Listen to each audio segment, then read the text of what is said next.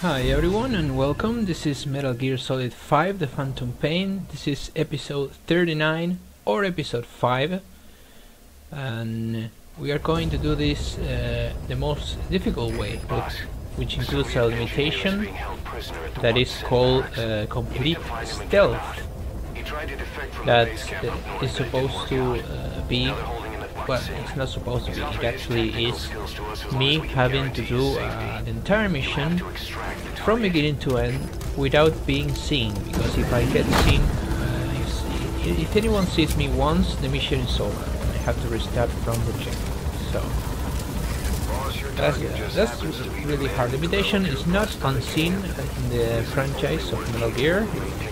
It was usually the hardest difficulty in all the other games. So I'm going to infiltrate at night, even if I put up ASAP, it was at night at the time. As I always said, I leave that to randomness, guys. I just do the missions and I put ASAP. If it is day, I go by day. If it is night, I go by night. I don't do that on purpose. So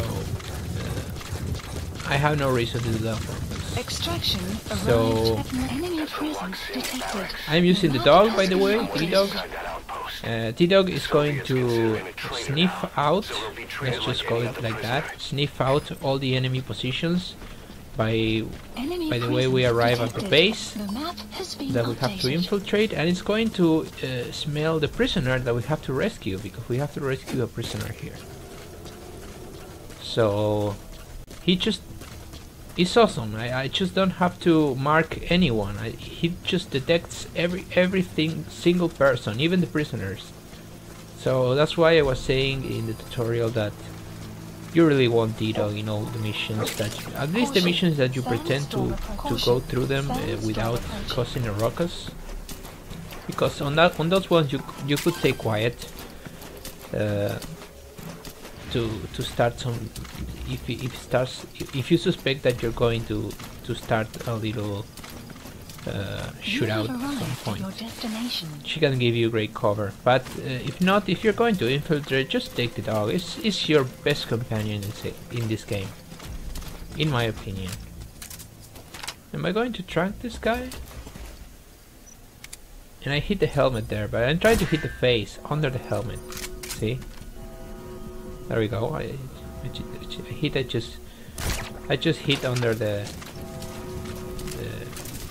almost the neck, I think. So this game has very good hit detection. So now we have sandstorm, and I'm going to take advantage of that. Sandstorms are random, so you can have a sandstorm approaching a difficult mission, or you can have just nothing at all. So. But it's very lucky that I have the sandstorms, because it's going to help me advance a little more safely. But you have to be careful, because you can encounter yourself just in the middle of a really bad place to be when the sandstorm goes away. So just take advantage of it, but don't like rely on it. 100% rely on it. So I guess I just wanted to speak over this video a little about my experience the other day with my hospitalization and stomach pain that I had. It's a funny story, but it's not a funny story. It was really a bad one for me, but it's funny in some point. I mean, over the last weekend I had a really severe stomach ache. And when I say severe, it was a lot of pain, and I had it like for 6 or 7 hours. I didn't sleep that night, so I was in a lot of pain. My body was all constrained from the muscles. My entire body started to hurt because I was so tired and from having this pain, that my muscles and bones started to hurt by just enduring the pain, right? And I finally decided to go to the hospital. My mother is with me. I don't really like going to hospitals. That's why I endured 7 hours of pain, because I thought it will pass on eventually. but it didn't, so I ended up going to the hospital. which it wouldn't be my first choice, but I mean, I just say, okay, enough. Just let's go to the hospital and let's get something. Let's get a solution for this, because I was just becoming like, am I going to get a full other day with this pain? Is this not going to go away? So I end up going at the hospital. I end up getting hooked to a dialysis machine. Not a dialysis machine, sorry. One of those bags of medicine is stuck in my veins, that they stuck in your veins. Now I don't like needles. I really don't like needles. It's not because I'm afraid of needles. It's just I don't like getting like a needle in my flesh. Like, I don't know.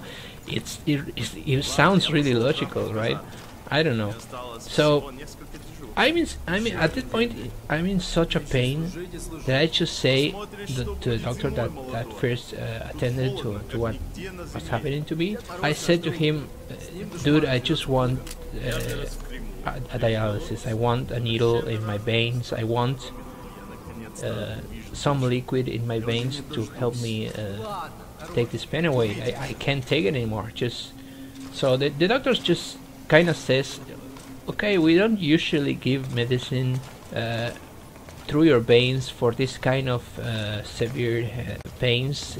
I mean, he tried to prescribe me some remedies for that I had to go out and buy, and I just wanted the pain to go away. Like, that's what I wanted. So I said, no, yeah, just give me the prescriptions, but I just want the needle anyway. Like, I want the needle anyway. I don't care. He said something about infections.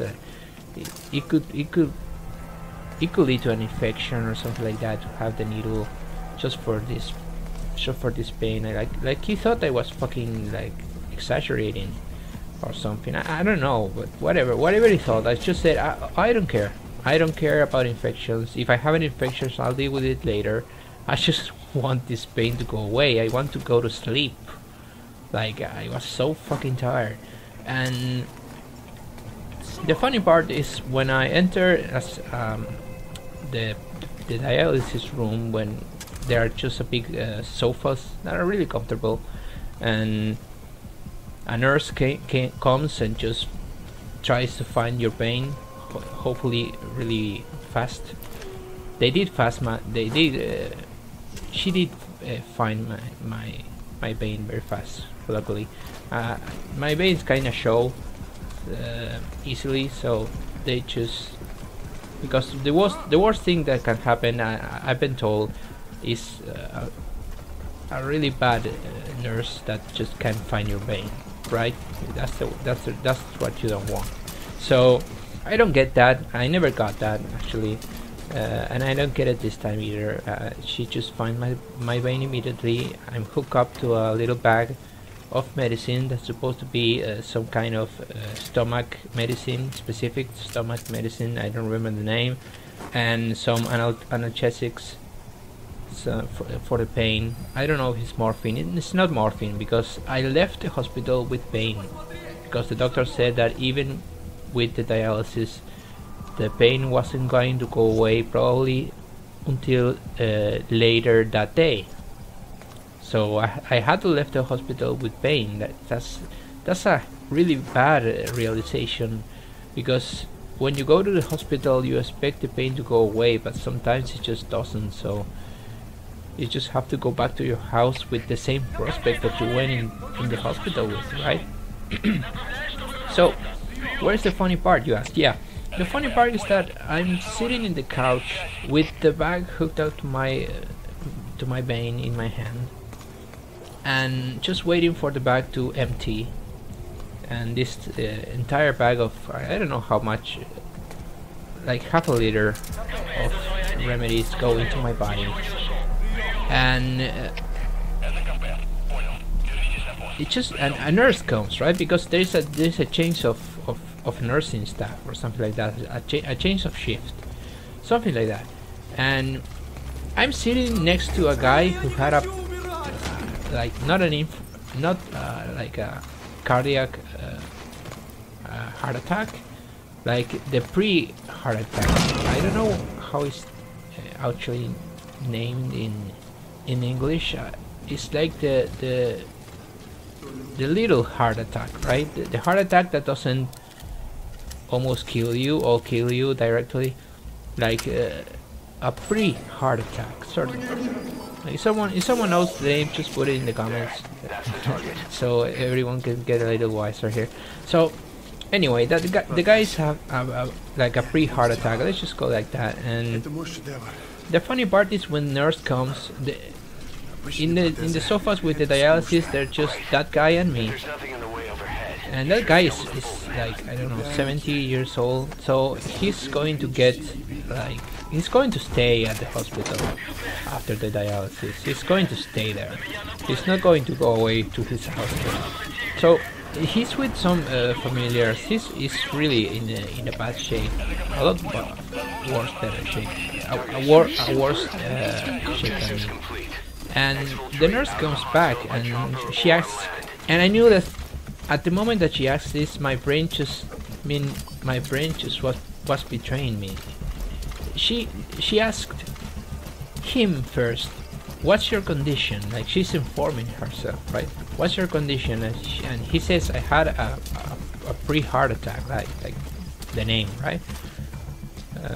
Oh, okay, she says. And then she comes to me and she asks, okay, and what's wrong with you? In a lot more less harsh manner, of course. And in my brain is already processing the question like a funny sociopath that I am, in the way that, are you really going to answer stomach ache? Like, you're next to a guy who had an almost heart attack and you're going to say, oh, I had a stomach ache. So my stomach just kind of hurts. And I already know that it sounds so fucking stupid, and I don't want to lie to the nurse, of course. So my brain is just rushing to give a more serious answer, like severe stomach pain, like, because it was a severe stomach pain. It was really tough. But I don't want to sound stupid. Like, my brain is saying, don't sound stupid, don't sound stupid, don't sound stupid, and I just blurted out like, stomach pain. And she kind of glances me like, stomach pain? What the fuck are you doing here? Like, I knew